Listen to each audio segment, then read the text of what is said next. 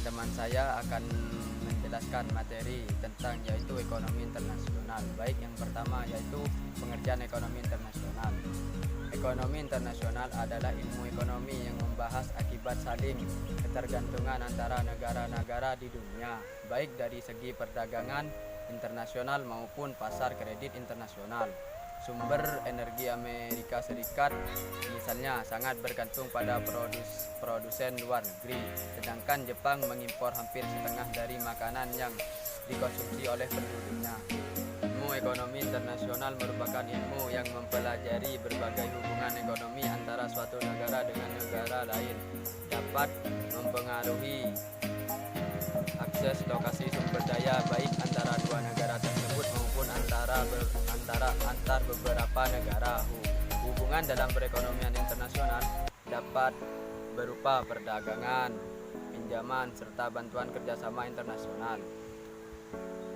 Kedua yaitu kebijakan ekonomi internasional adalah sebuah tindakan atau kebijakan ekonomi yang dilakukan oleh pemerintah yang secara langsung maupun tidak langsung akan mempengaruhi segala bentuk perdagangan dan pembayaran internasional, baik itu dari sisi komposisi, arah, dan lainnya.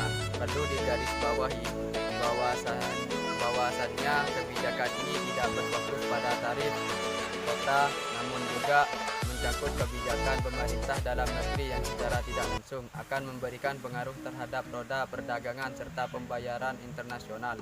Misalnya peran kebijakan fiskal dan peran kebijakan moneter. Instrumen kebijakan ekonomi internasional adalah dibedakan berdasarkan ketiga atau tindakan yang dilakukan. Setidaknya ada 3 instrumen penting yang dalam kebijakan ekonomi internasional, yaitu yang pertama, kebijakan perdagangan.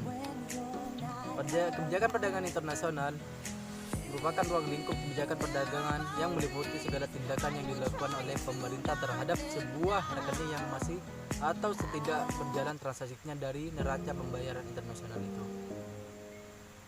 Yang kedua, kebijakan pembayaran internasional.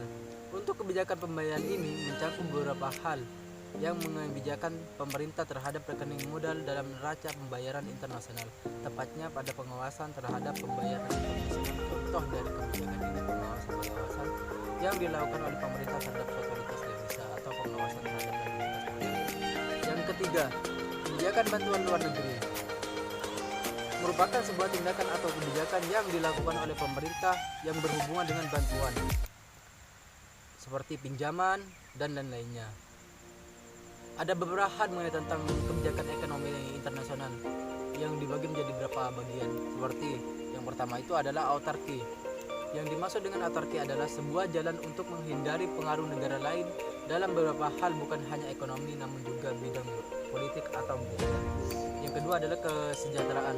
Salah satu tujuan dari penerapan kebijakan ekonomi internasional adalah menciptakan kesejahteraan.